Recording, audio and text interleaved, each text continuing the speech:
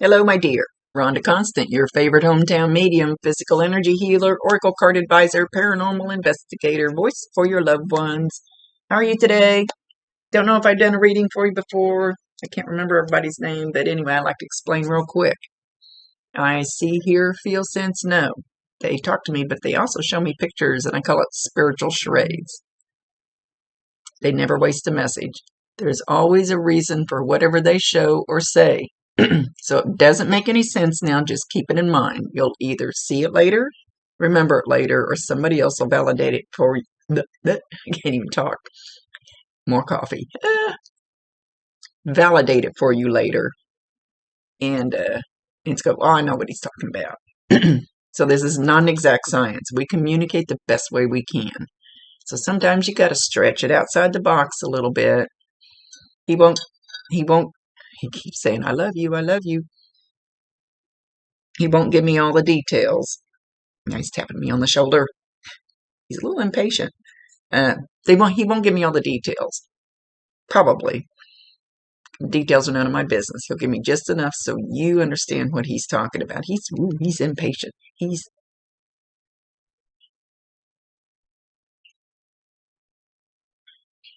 He needs to know that I love him. He needs to know that I love him. For some reason, there was did you have some kind of doubt about him, whether he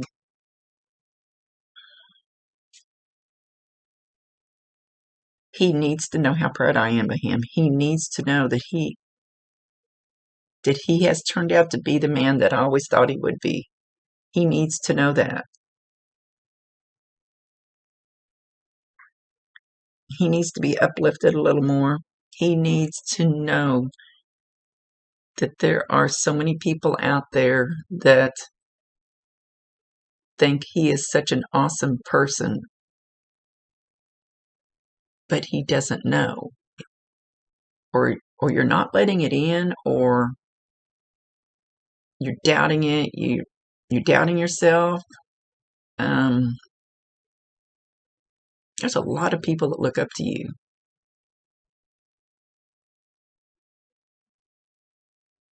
And well, maybe it's not that big a deal to you. It's like, okay.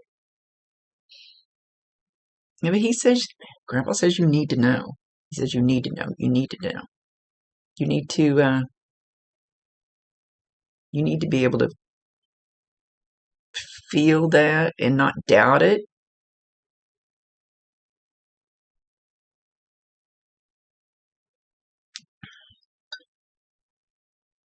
He says you carry yourself well. You carry the name well.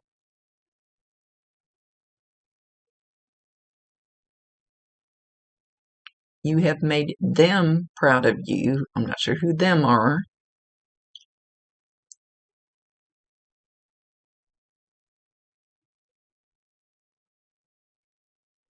He says, and I knew you would. But Grandpa feels like, other than he was very impatient a minute ago, he kind of feels like the same kind of person. So, like he had a big heart. He was kind of lighthearted. He kind of loved life. He loved the fresh air. He says, being outdoors. Excuse me. He loved his family, his friends, his cows. Did he have cows?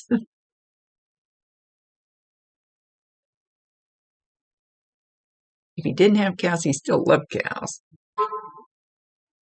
His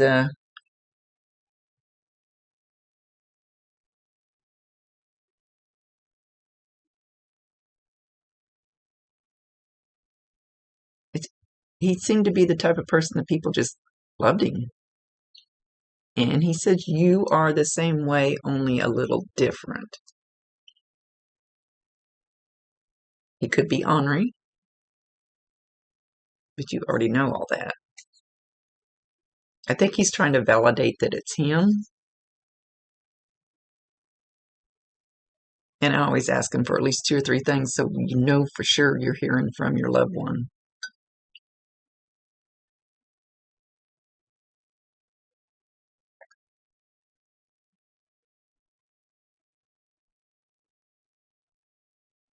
Be a God-fearing man.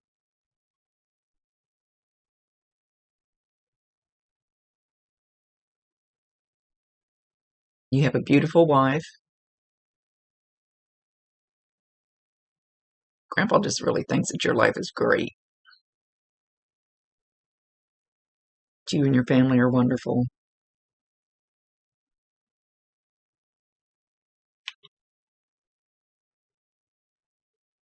He's talking about cornflakes. Don't know why. Maybe he used to eat cornflakes every morning.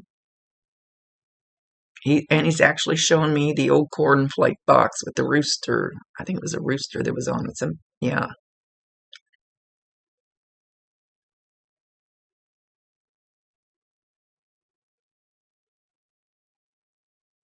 Or maybe you're sitting there eating cornflakes. Like one time I told this lady marshmallows, and she goes, "Huh, I'm sitting there with a bag of marshmallows in front of me when I was listening to that."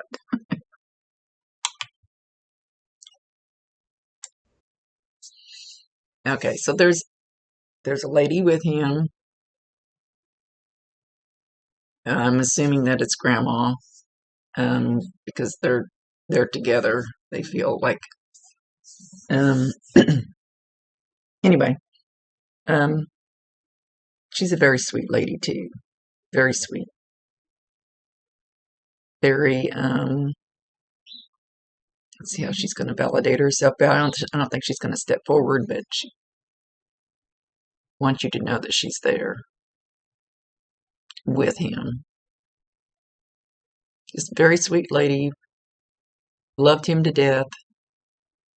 Just kind of pampered him, did all the wifely things, that without really arguing with him. Very loving lady. That's the feeling she's giving. Very loving and very much in love with him.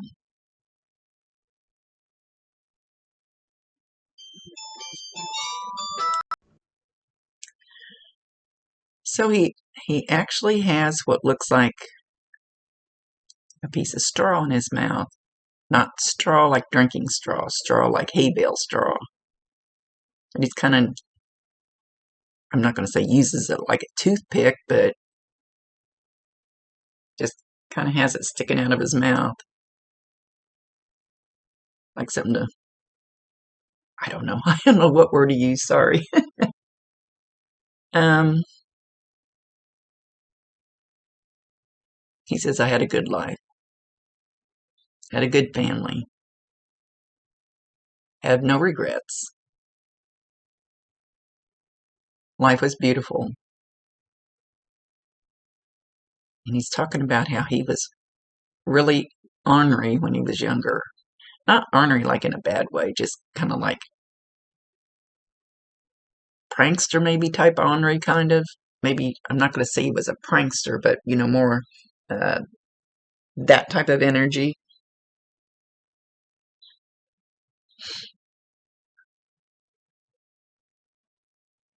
That, just like to joke around, have fun, be silly.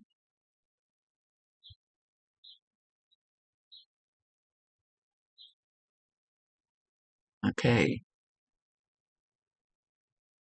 Show me again.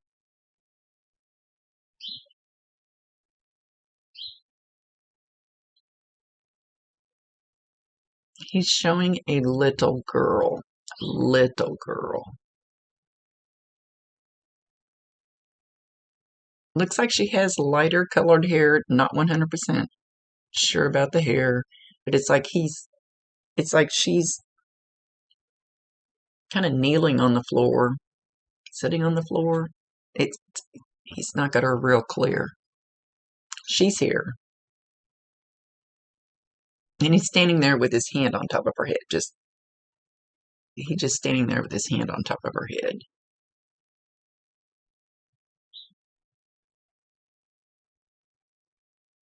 And she says, "Hi, Papa." Just like, oh, so I will say, pretty much all children and animals, at least dogs, cats, sometimes horses. I mean, I haven't seen every single animal but do it, but they all hear them, see them, no problem.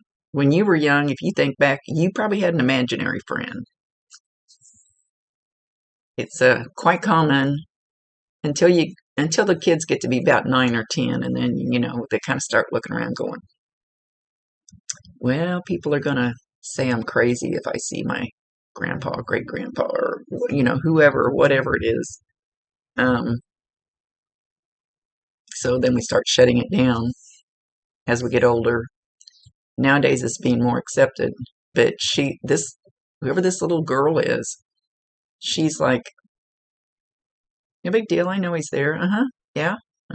And she feels very safe with him there, very comfortable. She may not say anything about it. She will probably mention Papa or his name or something that is associated with him. And a lot of times, when they're little, sometimes seen them like hold up a cookie or something, like they're feeding their imaginary friend, because that they can see them. So they'll try to feed him, or you see him wave at them, like you don't see anything. You just think they're playing, being silly.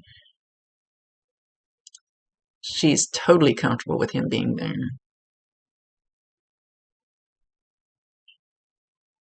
And Grandma sits off in the corner in a rocking chair, and she's, I would say, knitting. She's knitting, and she's rocking this chair, and it looks like just a wooden rocking chair.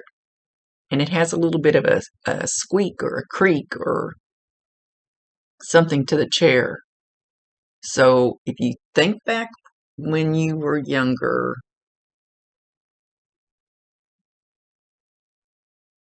think back and see if you remember them having a chair like that in their house.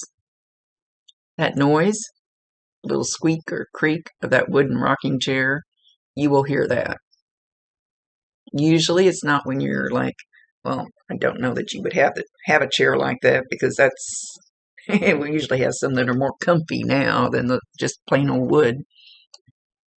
But know when you hear that, and you can be anywhere. You can be in the store, you can be outside.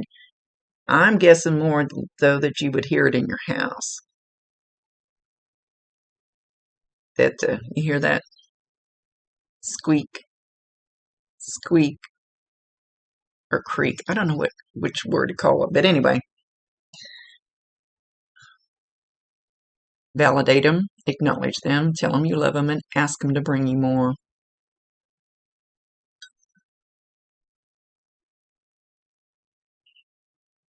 More signs. And that's totally up to you. That's your free will choice, whether you want them or not. He's talking about Ma and Pa Kettle. But that's not the name. What is the name of that picture? With the farmer guy standing there holding the pitchfork, and his, I'm assuming, wife standing there, and what's she holding?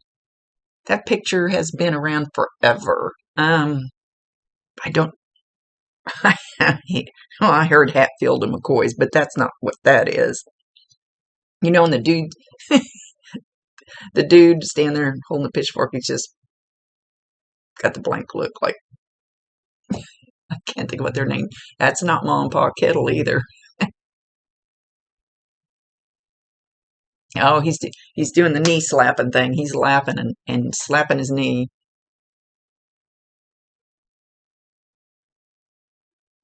He says, "You'll know. You'll get it."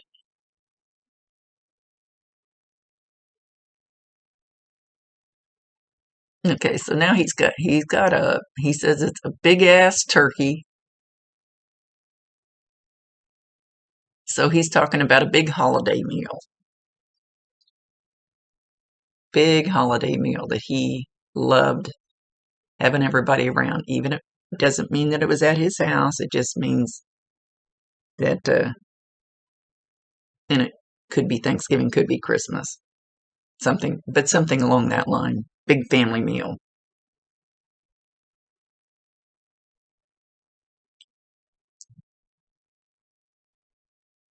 And I always ask them not to show things that you were so young that you can't remember. But I don't know. He's showing you, and you're pretty young. or maybe, and you're running around like in a dining room, and he has this big turkey, and all this food's being put on the table, and you just ran smack dab, and I think it was your head that you hit. You hit the table or ran smack dab into the wall, or like he's making it look like really, really hard. But I'm not sure that you're old enough to remember. So maybe you've heard the story. Maybe he called you knothead. It's like it's like you had your eyes shut and just ran into shit. And he's just standing there shaking his head like, what the hell? Slow down, boy.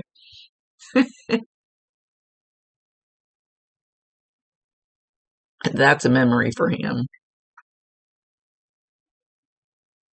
He said something about knocking some sense into you. But he's laughing. He's not making fun of you. He's definitely not cutting you down or anything. He's got a big heart. He says you have a bigger heart than he had.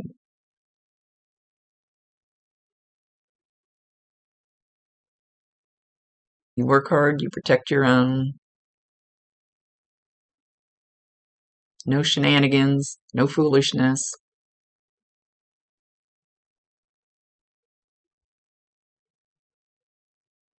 And it's kind of like you and him are connected. I mean, more than him just being your grandfather. You kind of got each other. You just kind of got the other one.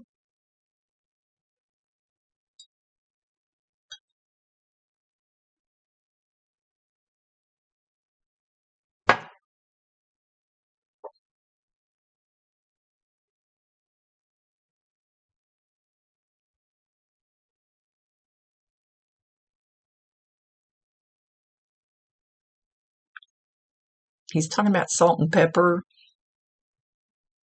but I don't think he means actual salt and pepper that you eat, like salt and pepper hair. I don't know how old you are, because I don't want to look at anybody's Facebook page before I do a reading. It kind of messes up my little bit of mind I have. But I don't think he's talking about you having salt and pepper hair, so I'm not sure who he's talking about.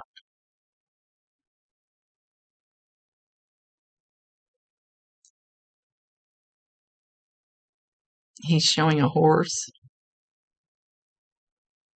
black, or very, very dark anyway. Beautiful. I would say it looks kind of like a Tennessee walking horse type. This is the horse he's showing. He might just be showing me this horse just to say, hey, something about a horse. Or he could be showing me the exact horse. I don't know for sure.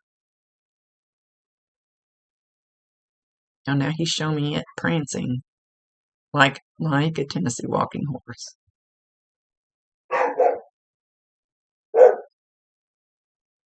So I don't know if this was his horse or somebody had a horse like this and he wants them to know that it's there with him. He's like showing me this lady riding side saddle on it, and the horse is really doing the high stepping like walkers do. Got his tail up like a walker. So, anyway. And now he's showing me a dog that looks like a blue heeler.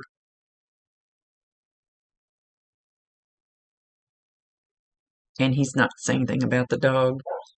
Just, so he just evidently wants somebody to know that this blue heeler looking dog, I don't know that it is a blue heeler, is there with him. He's got the fur baby. Oh, good grief, he's showing me a snake. Did somebody have a pet snake?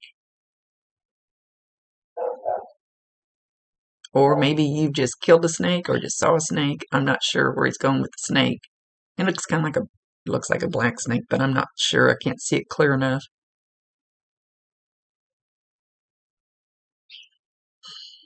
So if you see a snake in the near future, thank him.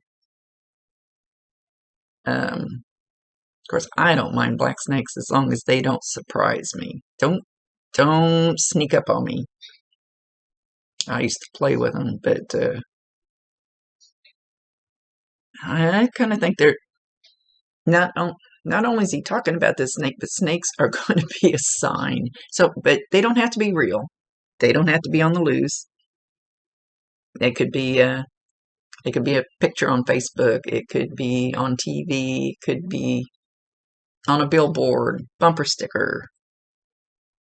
The word snake. That's just the way signs work.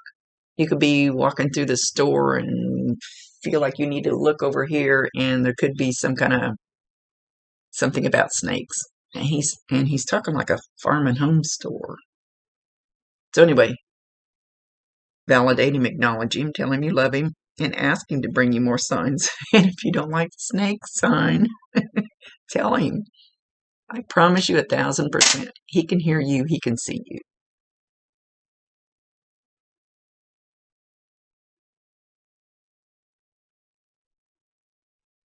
So I don't know what you do for a living, but whatever it is, I always tell people, whatever they were good at when they were here, that's what you ask them for help with now. It's like if Uncle Joe didn't have a pot to piss in, you don't ask Uncle Joe for financial advice, money advice, because he didn't know how it worked here. He couldn't make it work. So this is something about whatever you do for your work and something he was good at. That if you have a problem with it, ask him to help. You cannot override your free will choice.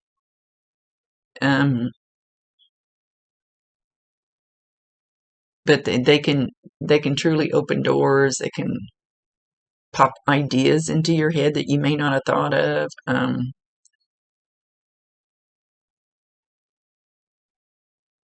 Suggestions. Somebody could walk up out of the blue and go, maybe something you're having trouble with, and just go, hey, think about this, blah, blah, blah. And it seriously works that way. But you need to ask for the help. And I mean, okay, so you wouldn't ask him about buying a pretty pink dress because he wouldn't know about that. So you ask him for something he was good at, and then you have to allow whatever pops up, comes through, shows up. You have to be open to it. And you can always say no. That's your free will choice. I do it all the time, and my guys are going, oh, geez, Rhonda, what are you doing? That's not what we sent you.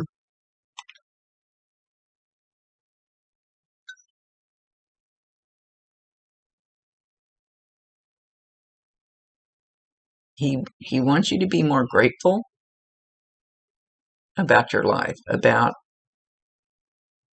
he says you don't know how lucky you are. You might have some hardships, but you don't know how lucky.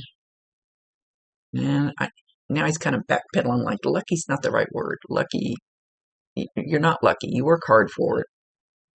How fortunate, how blessed. There we go. We got a good word there.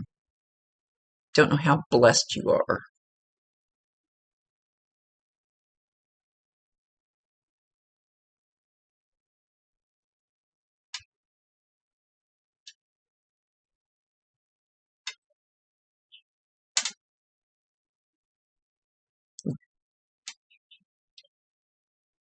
He says you're blessed in a lot of ways.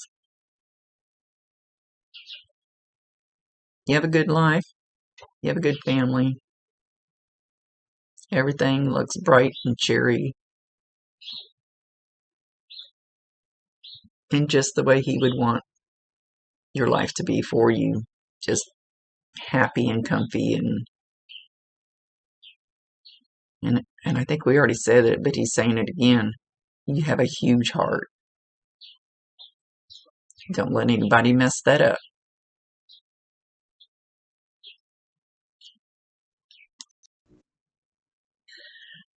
So he's actually calling you his son.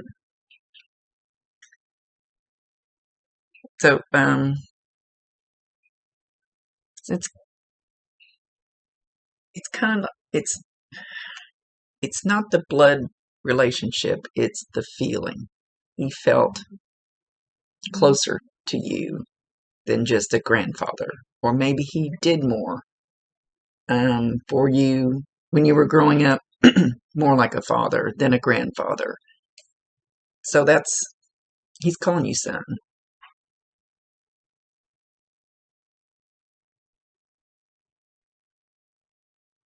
He says you're a good boy.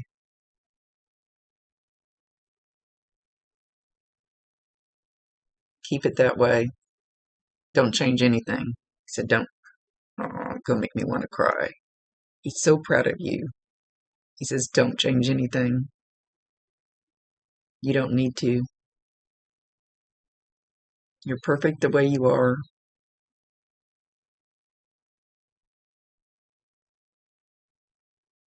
And so, I don't know if I do so many readings, I can't remember what I said 5 minutes ago. Promise you 1,000% he can hear you, he can see you, talk to him. Tell him you love him. And if you want more signs, they usually start with 2 or 3, and then once you get at least one of them, then they go, there we go, now we're on the road. And you'll get more. But if you want him to, welcome him in, tell him he's welcome, tell him all his signs will be welcome. I'm not sure about the snake. If you don't like it, tell him. He can hear you.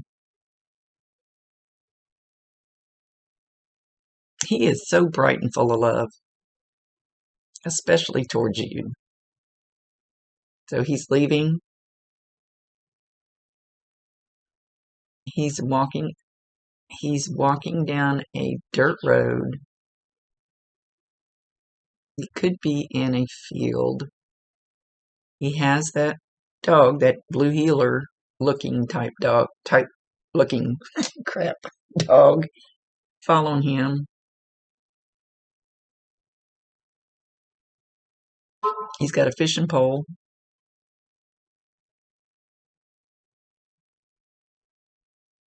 And he's kind of like walking off into the sunset, if you want to call it that, down the dirt road in the country. No buildings, no city life around him. Anyway, that's where he's walking right now. And that's the way he wants to show himself.